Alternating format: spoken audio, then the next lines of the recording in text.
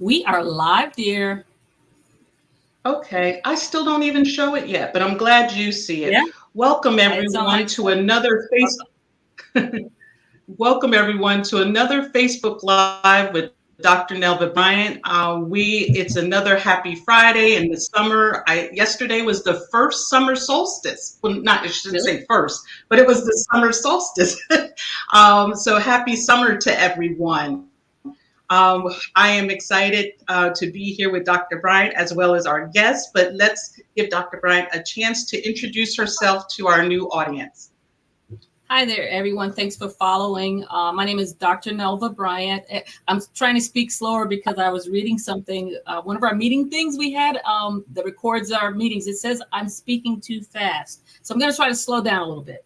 My name is Dr. Nelva Bryant. I'm a veterinarian. I work in the airline industry and I work with Delta Airlines. I'm very happy to be in that role. For I get to see the insider view of the transportation of animals. It could be a zoo animal, research animal, could be your personal pet. So I get to see inside of the just how it's done and find ways where you can improve upon it. And actually, that's how I started When Pets Fly. I saw there's ways that as pet owners, there's things you can do to actually better prepare your pets for air travel.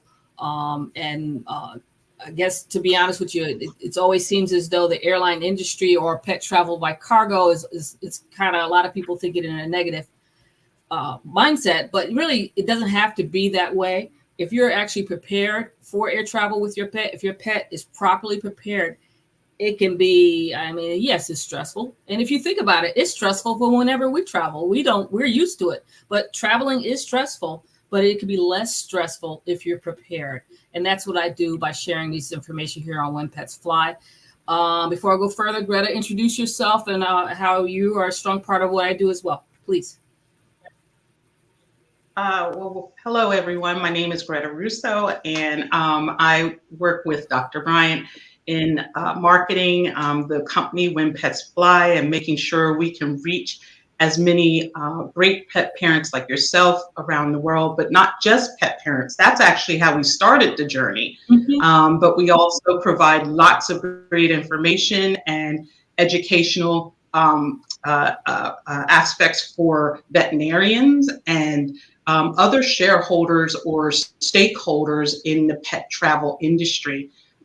We also speak to hotels and we speak to we actually try to find different resources for pet parents, like you can take your pet on a ship. Cunard Cruise Line was one that we talked about before, and we also have talked about SEPTA and Greyhound and what their policies are with taking regular pets versus all of them do service animals. I'm sorry, service dogs. So, we've been going on a journey ourselves as we talk about and uncover different aspects of animal transportation, going with their either their pet parent or going by way of other people who are their care holders. So it's been a fun journey, and thank you for joining us today. Oh, yeah. Also, one of the facts you brought up, summer. I don't know elsewhere, but it's down here. It's hot. So just a summer reminder for you. Please, please, please do not allow your pets to be inside a closed car for any period of time. It gets steaming hot really, really quickly on the inside. So and you don't want them to come to, say, heat stroke and unfortunately die in reference to that. So that's a definite reminder there. And there's probably a lot of other tips. Just making sure they have plenty of water. If you have outside dogs, kind of rare, but I hate to say it. I have a next door neighbor with an outside dog, but with it, make sure they have plenty of shade, plenty of fresh water available to them as well if they're outside. And on the inside, our little pampered little dogs and cats on the inside, still make sure they get plenty of water and fresh food and just the nutrition they need to sustain them during this weather. Well, to your point, even being enclosed in a house or a building that has no air at all, windows not open or air conditioning. That's not good either. And to be honest with you, all of this is common sense. I mean, as a human, would you want to be in a locked car outside in the summertime? Would you want to be in a house that has closed windows and no air? You know, you wouldn't like it. It's not fair. So don't do it to your animal. But the Right. other more important thing is, I don't think a lot of people think about the concrete in the summertime, the asphalt, even stones. They all, and honestly, even sand.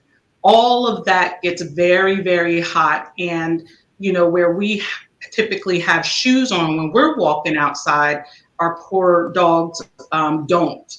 So either I agree. But let me tell you a funny story about me in the sand one time years ago. I was at I think somewhere either Fort Lauderdale or somewhere at the beach, and I was in a nice hotel, and I figured I had some time during the day. I was going to go sit out in the sun, and I took my shoes off and stuck my foot in the sand. And it was so hot, I could not believe it. But I was trying to contain myself and not be so obvious that I was in pain until I walked over slowly to the seat and sat down and just had to take in that pain by myself. But it was hot. So yes, we don't realize how hot that the ground is, and because we have shoes on. And our pets do not. And for those walking them long walks, I speak with my mom daily with her about walking her dog, Prince. They sense the heat more than we do. And then there's certain breeds there's so much you can consider with this. There's certain breeds that are more prone to heat stroke or heat stress. Your brachycephalic or snub-nosed breeds, they have difficulty with travel. And guess what? They have difficulty when it's hot, really hot outside. Your dogs that are actually overweight, that have a thick layer of fat underneath the hair coat, they have difficulty dealing with this heat. The ones with the heavy, thick hair coats have difficulty. So there's a lot to consider this time of year with your pets. The season's changing, and you just got to take good care of them as much as you can, and realize that they're not you. They're sensing things a little bit different based upon, again, no shoes, hair coat, and different things that they have that we don't have. Right. So I was going to mention, as far as the shoes, you know, there's different ways to cover your pet's feet. So number one, I've seen it looks like you're putting balloons on their feet, where they're just little rubber things. I don't recommend those because the heat still can get through them. So now you've got sweaty paws inside little balloons. But I do recommend ones that have a sole on them and lift the paws up a little bit away from the ground. Those, once the dogs get used to them, they become very comfortable and they're very protective. And not only that, you know, there's those are shoes you can wear in the summer as well as the winter, to help give your babies traction in the snow if they like to play out in the snow. So there's a lot. That market has really started to boom, and you're going to see different things, just like everything in the world. So you just have to evaluate, you know, what is best for your dog, and what you need them to wear them for. So, you know, and with the summertime, there's so many great things. And one of the that, you know, you get to do with your animal. And one of the great things that we get to see a lot on the social media is all these homemade treats that people are making for their dogs and their cats. And they are very simple. It seems like it takes like maybe 15 minutes to make. You freeze them, and then you've got a fun, really cute treat for especially your dog. But I'm sure the cats could get some of these frozen treats as well. So we like to repost a lot of those because these are great for summertime. Yeah, and it's cute to watch them how they'll put in a certain ingredient, and then the dog is trying to lick it off the thing, and they're stirring. Yeah. I just like watching those things. They're really a lot of fun. Yeah. Yeah. Well, what I love about them, number one, they provide for a great interactive activity for you and your pet. So that's most important. Number two, because they're all fresh ingredients fruits, vegetables that's being, ground up in a blender and frozen, it's going to be all natural. It's going to be the healthiest thing for them. And number three, it's not something they got to eat right away. It's frozen, so you can bring them out later on. And the dogs and cats, they absolutely love them. And number four, it helps them cool off. It's just like when we eat ice, it cools them off on the inside. So if you haven't done this before, look into making homemade treats like this. And for today's episode, we actually have a pet chef who has built her business on making fantastic human grade quality, and it seems like all of her dishes should be in a magazine, but they're for the dog. Homemade treats. I can't wait to bring on and have a conversation with Bonnie from Hampton Pet Chef. And if you're in the New York area, you've known about her for years. But everybody, please help us welcome Bonnie Emmerich. I hope I said her last name correctly. We bring her to the show. Hi, Bonnie. Hey, Bonnie. Hi, how are you? Wonderful, wonderful. Good to have you, Bonnie. Yeah, you can tell us about all those nice treats that your pets could have during this time of year. I don't know if you have things do you have things by season, or how do you do it with it? I definitely do by season. You do? I want to use. Hold on one second. Let me do the introduction, and then we'll roll right into that. I promise. Okay. So hold on one second. So everyone, please help me welcome Bonnie from Hampton Pet Chef. The creation of Hampton Pet Chef stems from my deep love for animals. To me, having companion animals is an extension of family. The best way to show your love and keep them healthy and happy for as long as possible is through a fresh and nutritious diet. That's my mission. With a lifelong career in the hospitality and food industry, I've honed my skills as a professional chef, always delighting in the joy people find in my food. Now, I want to bring that same joy to your special pet. All our meals at Hampton Pet Chef are made fresh to order with your pet's health and happiness in mind. I've crafted delicious, balanced meals to ensure your beloved friend thrives. Every recipe is veterinarian approved, prepared in a clean, joyful kitchen, not a factory, with love and care. Our pets are cherished family members who deserve the highest quality food. That's why we use only hormone and antibiotic-free proteins, ensuring protein is always the first ingredient. Our homemade stocks are free from salt, onions, and garlic, and we prioritize local produce for essential vitamins and minerals. We use wholesome carbohydrates like brown rice, sweet potato, and oats, carefully measuring calcium and omega-3 oils according to your pet's size and age. Flexibility is key to Hampton Pet Chef. Since our food is made fresh to order, recipes and ingredients can be adjusted for any special needs your pet may have. I'm proud to share that my expertise and passion have been recognized on Animal Planet, Hallmark Channel, and People TV. This visibility underscores our commitment to excellence in pet nutrition. At Hampton Pet Chef, we believe that every pet deserves fresh, high-quality food, just like the rest of the family. Everyone, please help me welcome the famous Bonnie Emmerich from Hampton Pet Chef.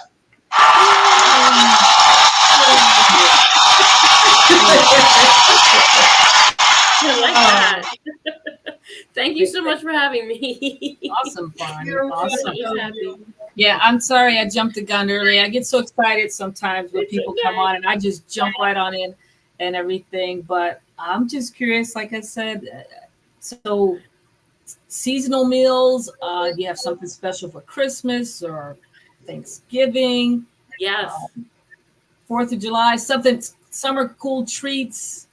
Yeah, I do like to do seasonal because I started in the Hamptons and there's a lot of fresh farms and fish And up on the North Fork, there's different meats that I can get, like venison or elk or, whatever's interesting, especially Novell protein for someone that's experienced allergies. Yeah, good.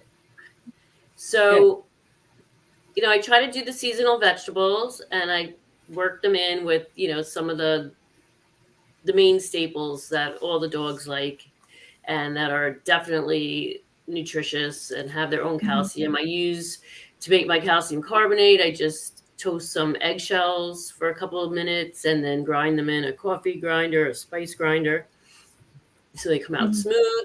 So I like to do everything as much as I can fresh. In the winter, I might have to use some frozen organic vegetables, but I can, like at harvest season, try to get as much as I can and make them myself. But I only have so much room in the freezer.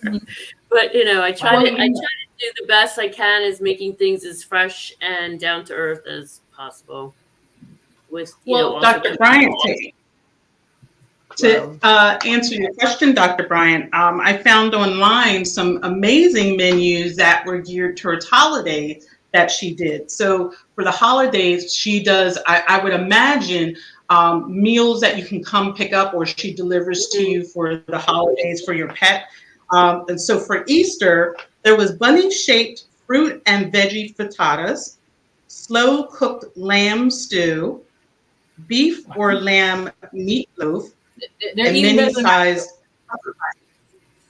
I'm sorry.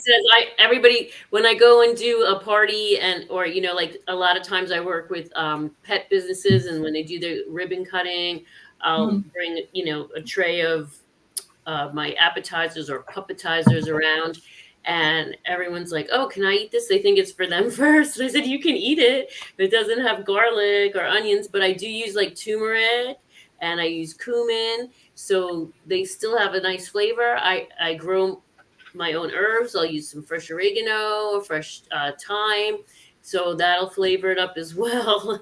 So, well, tell me, Bonnie, then why did you start this? I mean, was there something that maybe you did with your own personal pet where you decided they needed a special diet, and so tell me how you got this started. Well, actually, I started as a caterer in the Hamptons. I do private chefing with a woman. She was the main chef and I was the sous chef, and we would go to these fabulous houses with these fabulous people, really nice, and they loved their pets, and their pets were, they had their own rooms, they had their own like backyard play areas. You know what, Bonnie, you know something that's just, I'm sorry, something I heard recently that these pampered pets these days even have their own nannies, depending on Beverly Hills, they have their own nanny. That might be true. Yeah.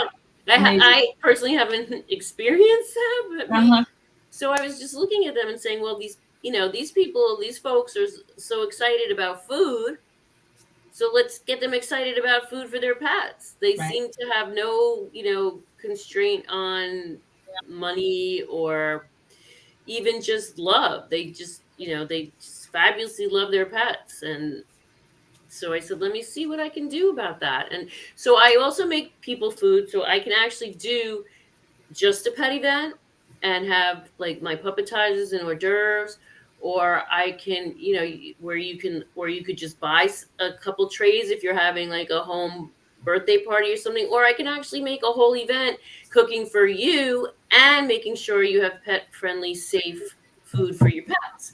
So there's a whole lot of options. That's great. That's great.